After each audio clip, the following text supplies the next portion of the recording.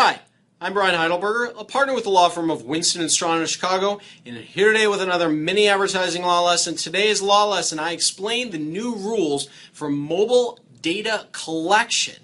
Now, please forgive me because I didn't know I was doing a presentation today, so I am wearing my short sleeve dress shirt, and with that and the headset that I usually use, I probably could take your order at the Arby's drive-thru. But notwithstanding that, please pay attention and I hope you'll still take me seriously. Today we are talking about some new self-regulatory principles that came out for behavioral advertising via mobile websites and via apps. Okay, who came out with these? The DAA and the NAI in association with the 4As, the ANA, the BBB, the IAB, and a bunch of other acronyms.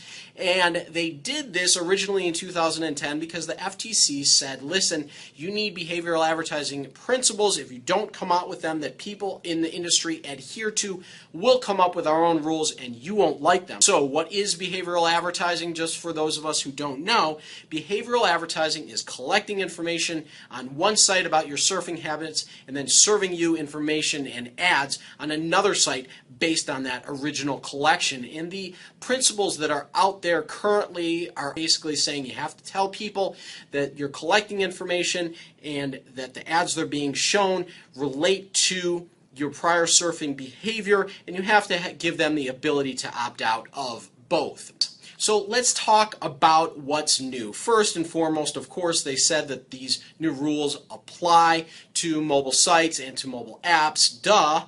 And what else? Well, they explain how OBA works on mobile sites. They explain how OBA should work when you're talking about location data. They explain how it should work when you are accessing people's calendar and address books and photo and videos. Now, some of the functionality for this has yet to be created, so we'll be hearing more about it in the future from the parties, but here are the basic underpinnings. So when you are collecting information from people's surfing behavior and serving them ads via mobile websites or via apps, notice and control, like I talked about before, applies. Now you need to give them notice via a link that's in the ad itself or that is displayed before the app is downloaded or before the app is open for the first time and in the app's settings or the privacy policy. Now notably,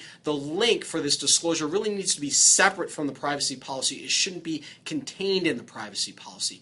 And then of course the control, the ability to opt out has to be there as well, and that should be disclosed in the policy. Now what about location data tracking? And that is when you're on your phone and it says we want to pinpoint where you are. What about using that data to serve advertising? Well, in that it requires a little bit more. It requires notice that you're doing it, but also consent from the individual to do that. And where does that notice have to be? Well, if we're talking about a downloadable app, it should be as part of the process of the download, or when the app pops up for the first time, or as you see often at the time the data is being collected. Now you also need not just to give notice, but you need to get consent.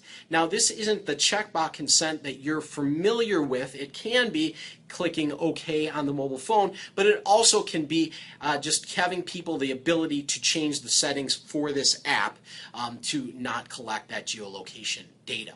What else do they talk about? Well, they call personal directory data, which is basically your calendar info, your address book, your photos and video. What if they are pulling that for use to serve you advertising? Well, basically what they're saying here is you cannot access or use this information without consumers' consent. And then secondly, that there's certain times, even with consent, that you can't collect this information, and you see these outlined below, things like employment and credit and healthcare and insurance. So this is an incredibly detailed document, and it's over 40 pages, so I'm just giving you a taste here. You may want to peruse it yourself or call your lawyer for more information. But I hope you enjoyed this for today. Remember to follow me on Twitter, or for more mini law lessons, go to youtube.com/adage or /Brian Heidelberger. And until next time, let's be careful out there.